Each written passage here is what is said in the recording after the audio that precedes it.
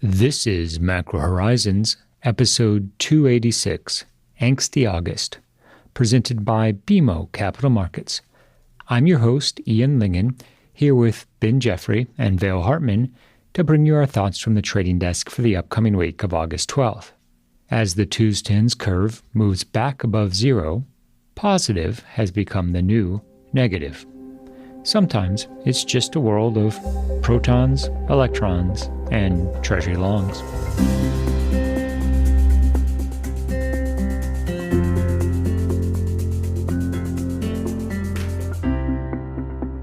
Each week, we offer an updated view on the U.S. rates market and a bad joke or two. But more importantly, the show is centered on responding directly to questions submitted by listeners and clients. We also end each show with our musings on the week ahead. Please feel free to reach out on Bloomberg or email me at ian.lyngen@bmo.com with questions for future episodes. We value your input and hope to keep the show as interactive as possible. So that being said, let's get started. In the week ahead, trading in the Treasury market will be defined by the July print of core CPI on Wednesday morning. The current consensus is for an increase of 0.2% on a month-over-month basis for core, as well as 0.2% month-over-month for the headline figures. This would be a pace consistent with getting the Fed back to its 2% inflation target over time, but at the same time, it wouldn't contribute to the case for a 50 basis point rate cut in September, and certainly not an intermeeting move. As we contemplate the other data throughout the course of the week, Tuesday's core PPI numbers could be influential in setting the market up for CPI, although recall that the month-over-month correlation between core CPI and core PPI is relatively low. The most important information to be derived from PPI comes in the form of the components that ultimately lead to the forecast of core PCE.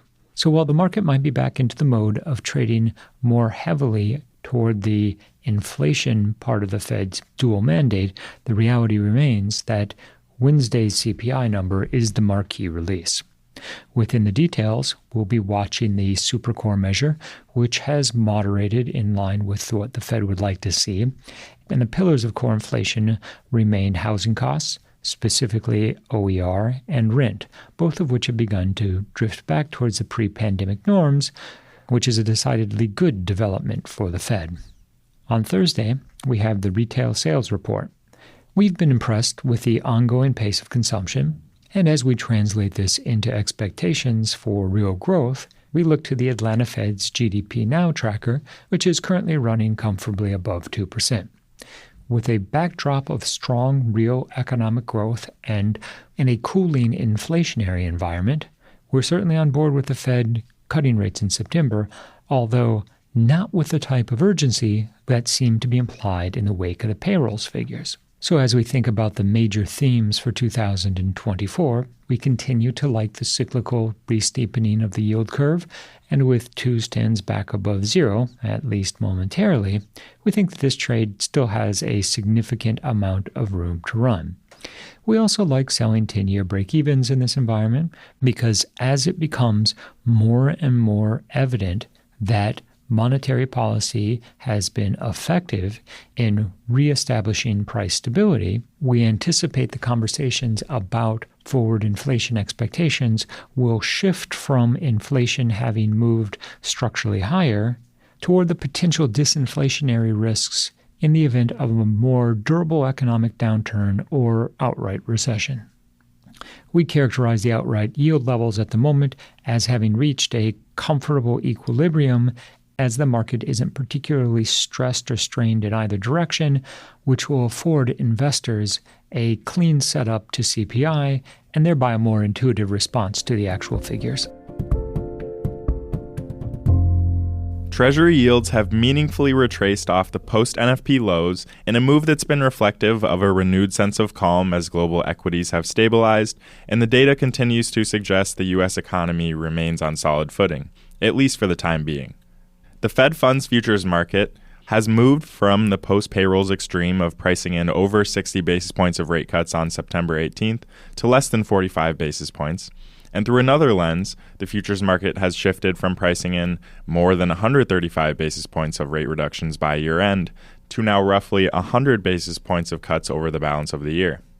And quickly approaching on the macro horizon, July's inflation data will play an essential role in refining the market's expectations for the size of the cycle's first rate cut next month and the pace at which the normalization process will unfold shortly thereafter. So, Vail, I think that was an apt characterization of the week. I might phrase it as someone called off the recession, because we came into the beginning of the week with everyone expecting that there was going to be a significant downturn in both the economic data as well as risk asset performance, and what we saw was stabilization on both fronts and a reduction in the amount of rate cuts priced into the market. We remain in the 25 basis point cut camp for September with a key caveat. We have 2 more inflation reports and another payrolls print from which we expect investors will refine expectations for September. Let us not forget September is also a meeting in which the Fed will update its SEP and the beloved dot plot. So it will be an ideal moment for the Fed to provide guidance in terms of whether or not a November rate cut is actually on the table. Now, while we do expect that the core CPI numbers in July will set the agenda for the week ahead, we're also left to contemplate Powell's appearance during the following week's Jackson Hole event. This has historically been a forum at which monetary policymakers choose to signal any broader shifts in either the way that they're framing their approach to monetary policy, or if the event happens to correspond with an inflection or pivot point, as it clearly does during this cycle. So our baseline expectations are for Powell to confirm that September will be the first rate cut, while moderating expectations for both the magnitude of the cut and the frequency of the subsequent moves.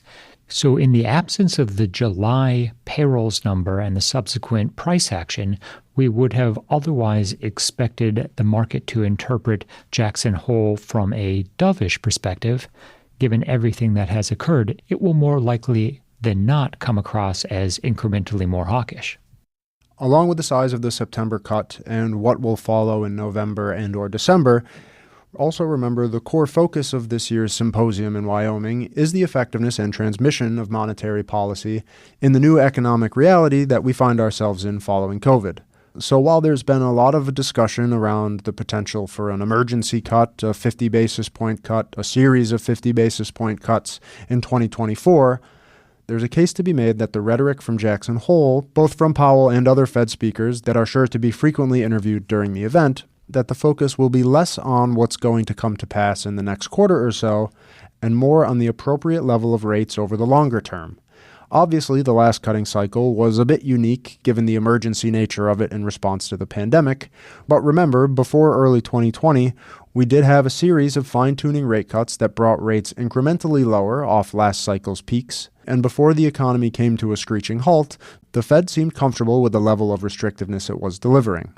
Fast forward to today, obviously policy rates are much higher, monetary policy is much more restrictive, but it will be interesting to see, on the one hand, how quickly the Fed feels comfortable dialing back that level of restrictiveness, which will no doubt be a function of the incoming labor market data, and in addition to the speed of the cuts, it's also going to be very important to see if we get any more information on the finish line of cuts, and if the committee sees mildly restrictive as appropriate, as close to neutral as can reasonably be achieved as appropriate, or back to accommodative territory, all with the inherent ambiguity around where it is R star actually is. We know where R star is. He's right here. Vail? Never gets old. In transitioning to the supply front, this week we saw a sizable tail of 3 basis points at the 10-year refunding auction, and non-dealers took just 82.1% of the issue. And putting this in the context of recent new issue auctions specifically, this was the largest tail and the smallest non-dealer award since the November 2022 refunding auction. Now we're somewhat comfortable de-emphasizing the near-term implications of the weak takedown, if only given the magnitude of the rally that we saw in the lead-up to the supply event. The auction did clear with a 3 handle for the first time in a year, and at the end of the day, it appeared that investors weren't particularly excited about paying up for 10-year notes below 4%. And I would agree with you, Vail, that the auction result was certainly a function of the outright level of yields and just how quickly we've seen the Treasury market rally over the past week or so. But it's also worth mentioning just the outright level of volatility we've seen in Treasuries over the past several weeks, and what that inherently means about how aggressive bidders were willing to come in to the 10-year auction. After all, to look at Monday's price action in the 2-year sector, not traditionally a part of the curve that swings around all that much, a 30 basis point intraday range will naturally leave overly aggressive levels either on the buy or the sell side a little bit more cautious, just given how dramatically the market has repriced since the FOMC meeting, the payrolls report, and obviously the retracement price action we've seen this week. While we're comfortable with the interpretation of cooler heads prevailing in the market as yields have moved back off of their lows, we're certainly cognizant that the core CPI numbers on Wednesday could recast the macro narrative in, frankly, either direction. A 0.1 or a 0.0 on the core measure could very quickly put 50 basis point rate cut expectations back on the table, or even build at least a marginal case for an intermediate move. Again, this is not our base case scenario. The flip side being that a 0.2, which is the consensus, would reinforce the notion that the progress being made on inflation is constructive for the Treasury market, but it doesn't imply any true urgency for the Fed to deliver a supersized rate cut in September. A lower probability event would be a 0.3 or a 0.4, which would surely rekindle the conversation about stagflation in light of the recent increase in the unemployment rate, and without question, complicate the calculus of the Fed's decision in September. And this is the risk that was well discussed in the earlier part of the summer, but has clearly fallen on the back burner of investors' minds, given what we've seen in terms of labor market developments, and that is that on core inflation's journey back toward 2%, the early part of that trip was always going to be the easiest, and it's the last mile of getting inflation back to target that's going to require potentially more time to be achieved, and also more importantly, in evaluating the health of the economy as a whole, more demand destruction via softer wage growth, a higher unemployment rate, and a softening in consumption, which ultimately boils down to a lower growth profile. Now, the uncertainty as it relates to the current price action in Treasuries is the degree to which the Fed is going to be comfortable inflicting that demand destruction, slowing the economy and allowing real growth to continue to grind back toward and maybe even slightly below zero, or if the increase in the unemployment rate, the trend in jobless claims that we're seeing, and the overall level of concern on the state of the economy will prompt a quicker and more dramatic reaction in terms of lowering policy rates or potentially stopping the balance sheet runoff a bit sooner than would otherwise have been expected. One thing that is clear is that the Fed is attempting to thread the proverbial needle to make sure that they reduce the degree of restrictive policy that there is in place to ensure that any further deterioration in the trajectory of the real economy at least has the beneficial offset of less restriction and presumably guidance of more rate cuts to come in the future. Now, all else being equal, one would have expected that Powell's dovish tone, effectively setting up the market for a September rate cut, would have translated into a bounce in the equity market. Alas, when combined with the payrolls figures from July, what we saw was a clear downdraft in risk assets and equity valuations, which left investors with a distinct impression that the signaled 25 basis points per quarter cadence of Fed cuts will not be enough to justify the current valuations in the equity market, at least. And that matters for the wealth effect, of course, but also for the overall state of financial conditions. And if equities remain under pressure in the coming weeks and months, even if real rates stay low and treasuries continue to be well bid, the moves in risk assets are going to have a tightening impulse on financial conditions, even without rates staying high. And so, as we think about the feedback loop between the price action across financial markets and what it means for the Fed's reaction function, the greater the volatility in stocks, the more tightening that the market is doing for the Fed, and the more justification Powell will ultimately have to begin the process of bringing rates lower. So to bring this full circle, at Jackson Hole, Powell will just be checking in to see what condition the conditions are in. In the week just past, the Treasury market started with a remarkable bid that saw 10-year yields dip as low as 3.665 in a flight to quality, which was largely a function of a significant sell-off in global equities. The trigger behind the sell-off in global equities can be attributed to the prior week's surprise move by the Bank of Japan to increase policy rates 25 basis points. This ultimately led to a sharp correction in Japanese equities as the major carry trade was unwound. Now, while there appeared to be a reasonable amount of contagion at the beginning of the week, by the end of the week, the situation had calmed down.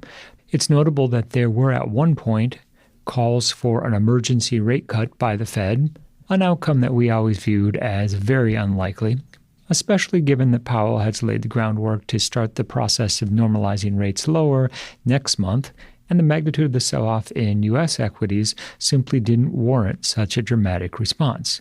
We also then heard from the Bank of Japan early in the week, effectively calming the market by saying that the Bank of Japan is unlikely to hike in volatile market conditions. This reduced the perception that the Bank of Japan was about to enter a series of rate hikes. So it's with this backdrop that we saw the 2s-10s curve shift back into positive territory, albeit only momentarily, before retracing somewhat. However, in light of the fact that there was very little on the economic data calendar, the supply considerations via the $42 billion 10-year that ultimately ended up tailing pressured the yield curve steeper, not in a bullish fashion, but in a bearish fashion. And this follows intuitively with conversations around the return of positive term premium, even as the Fed prepares the market for a series of upcoming rate cuts. Now, as it currently stands, the most relevant debate is not if September will mark the departure point for the Fed's rate-cutting process, but rather whether the Fed will go 50 or 25. We remain in the 25 basis point rate cut camp, with the caveat that between now and September 18th, investors and the Fed will have 2 additional CPI prints as well as another payrolls report from which to refine expectations for how much the Fed will cut. It goes without saying, if we see 2 soft CPI prints as well as another lackluster jobs report, the Fed could simply choose to start the normalization process with 50 basis points as opposed to our baseline assumption of 25. In pondering the meetings during the fourth quarter, the November and December Fed decisions, we continue to operate under the assumption that if they go in September, they'll go in December. November is more of a wild card, and as with the debate between 50 or 25 basis points, will ultimately come down to the performance of the real economy, the trajectory of inflation, and as we saw early in the week just past, the performance of risk assets as well as the flow through to overall financial conditions will remain a key backdrop in the months ahead. We've reached the point in this week's episode where we'd like to offer our sincere thanks and condolences to anyone who has managed to make it this far.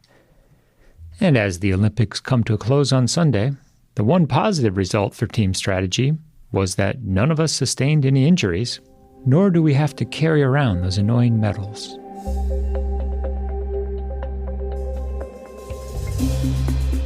Thanks for listening to Macro Horizons.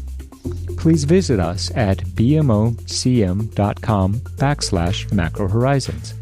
As we aspire to keep our strategy effort as interactive as possible, we'd love to hear what you thought of today's episode. So please email me directly with any feedback at ian.lyngen@bmo.com.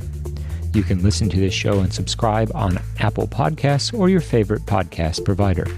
This show and resources are supported by our team here at BMO, including the FIC Macro Strategy Group and BMO's marketing team. This show has been produced and edited by Puddle Creative. The views expressed here are those of the participants and not those of BMO Capital Markets, its affiliates, or subsidiaries. For full legal disclosure, visit bmocm.com/macrohorizons/legal.